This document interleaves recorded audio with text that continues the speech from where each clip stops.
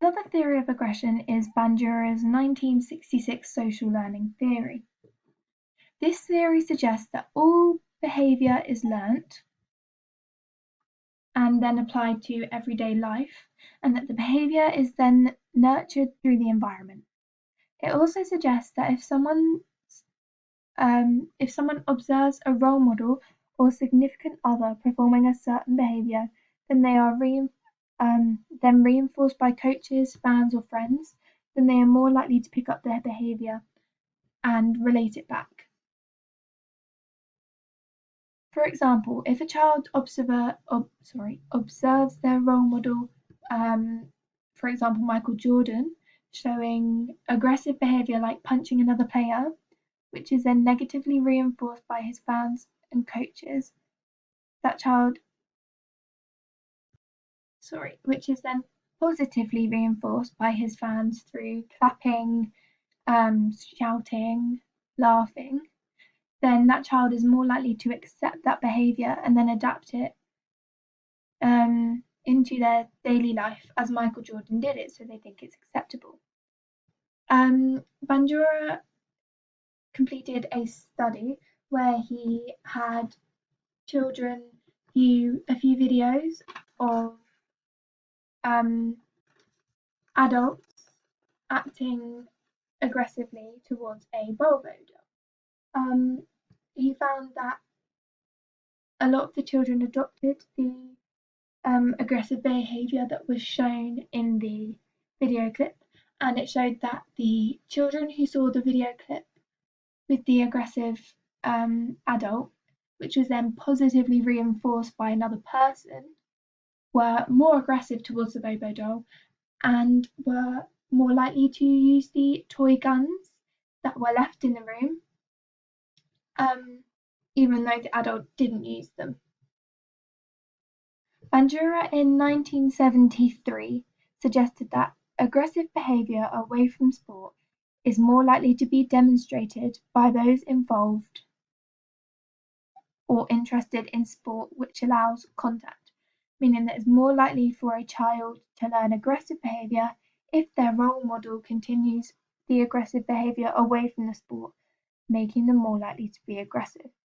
However, APTA 2001, Kerr 2004, Bushman et al. In 1999 found that there are also contrary beliefs that aggression can be utilised positively through sport as an opportunity for release of naturally accumulated aggression, meaning that if people control their aggression and release it in safer, more responsible ways, then less children will pick up and learn the aggressive behaviour. Some criticisms of the social learning theory are that not everyone copies what they see, implying that not every person that observes aggressive behaviour will forward that behaviour onto their everyday life. This theory also suggests that it is not the bad behaviour that people learn, not just the bad behaviour that people learn and apply, but that they can also learn and copy good behaviour as well. And lastly, if there is a bad reaction to a certain action or behaviour, then people won't always copy the behaviour due to their own free will and because they may have been taught that that behaviour is bad. For example, in basketball, if someone saw Michael Jordan push another player, not everyone will copy this behaviour because they know the behaviour is bad as they've been taught it, or that the reaction of his actions were negatively reinforced. Next is the frustration-aggression hypothesis, produced by Dollard et al. In 1939. The hypothesis states that aggression occurs because frustration builds up due to a goal blockage, and that frustration will always result in aggression.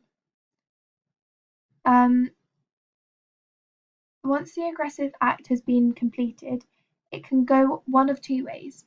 If it is successful in releasing this frustration, then the player calms down, and this is known as the cathartic release. However, if the release was unsuccessful, it would result in a punishment, creating more frustration, meaning that it's likely that person will act aggressively again. For example, in hockey, a player is unable to score a goal or receive a pass because there's a good defender marking him. This causes that player to become more frustrated, so their frustration levels increase. This increase in frustration leads to an aggressive tackle towards that player. From here, the player must have been either able to get hold of the ball or get past the defender, meaning that the aggression has resulted in success and therefore the cathartic release. However, if the tackle was fouled by the referee or he was given a yellow card or sent off, this would lead to a punishment, and it would increase the player's frustration, leading to possibly another aggressive tackle or even punching or fighting. This theory relates to the interactionist approach, as it suggests that the environment has triggered an aggressive personality trait. Some criticisms with this hypothesis is that it has little support, as the theory insists that frustration will always result in aggression. There is also no scientific evidence that this is true. It also doesn't account for individual differences between players or how each player may have different coping strategies to deal with their frustration. Lastly, this theory does not suggest that aggression is learned or that we inherit it, just that it happens when too much frustration builds up. The last theory for aggression is the frustration-aggression hypothesis. This hypothesis is built upon the Berkowitz 1969 frustration-aggression hypothesis. It suggests that the build-up of frustration doesn't always lead to aggression, but it proposes that frustration produces a readiness for aggression. This theory also suggests that frustration leads to an increase in one's arousal levels, and aggression only occurs when it's triggered by an environmental cue. For example, in water polo, a player has a build-up of frustration because a player keeps intercepting their passes. This increased frustration has led to an increased arousal, so the player is in a state of readiness. If the other player then intercepts another pass or roughly pushes a player underwater, it could be seen as an aggressive cue, leading to the polo player becoming aggressive and punching that player or pushing them under the water. However, if the player receives the pass and was not intercepted or has been taken away from the aggressive cue, then this would be an absence of aggressive cues, leading to a decreased chance of aggression. With coaches knowing that a stimuli could lead to an aggressive behavior, they can learn what types of behavior and events make their players more aggressive and can teach their athletes how to deal with the frustrating situations to reduce the chances of aggression. For example, if a coach knows that when a player gets frustrated when a referee miscalls a tackle, they can work to try and reduce chances of aggression and ways to deal and manage their anger on the pitch. Any coaches that coach sports that have events with aggressive meaning or rivalry or equipment that could be used or related to aggression or any aggressive disposition, such as hockey where the stick could be used as weapons, football or rugby that's really hands-on, are more likely to need to talk through the coping strategies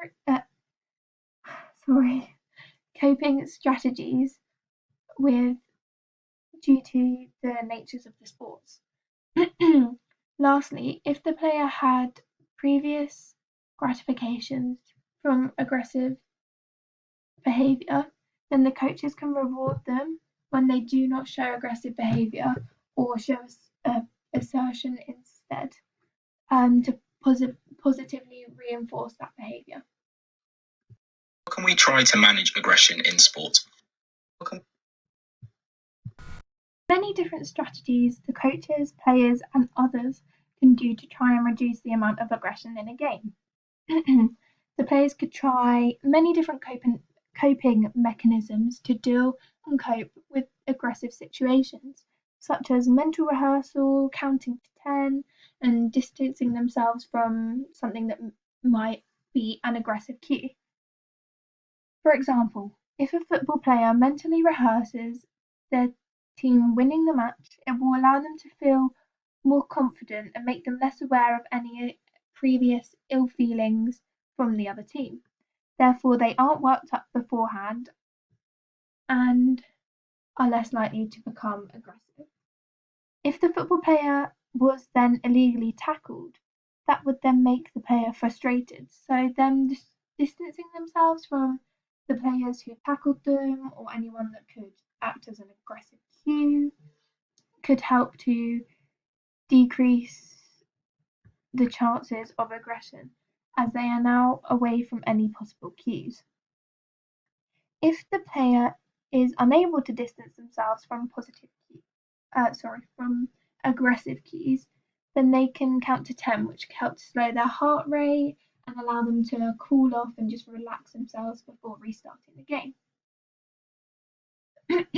Players' coaches can also help to reduce any possible chances of aggressive behavior by them praising a player for using assertion while punishing a player for aggression.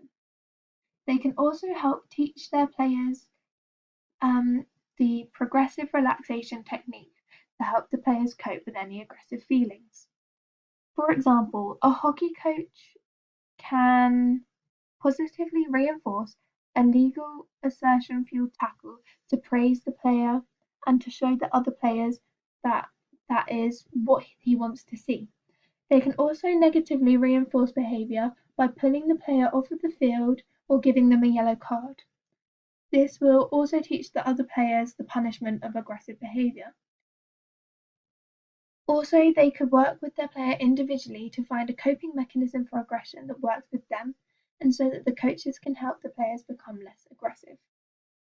Lastly, there are other measures that can be taken to decrease aggression. The rules of sport can change to include stronger rules about aggressive behavior. For example, in football, if a player punches another player out of aggression, they should get sent off for the rest of the game, or if they illegally tackle more than once, so twice or 3 times, then they should get a red card to try and stop it happening again. Also, they should try to separate the fans at matches, as if they begin to get loud and rowdy, it may have a negative effect on the players and they may feel more pressure to perform better, which could lead to them playing negatively. I just want to say I'm sorry if I pronounced any of the names or words wrong, or the dates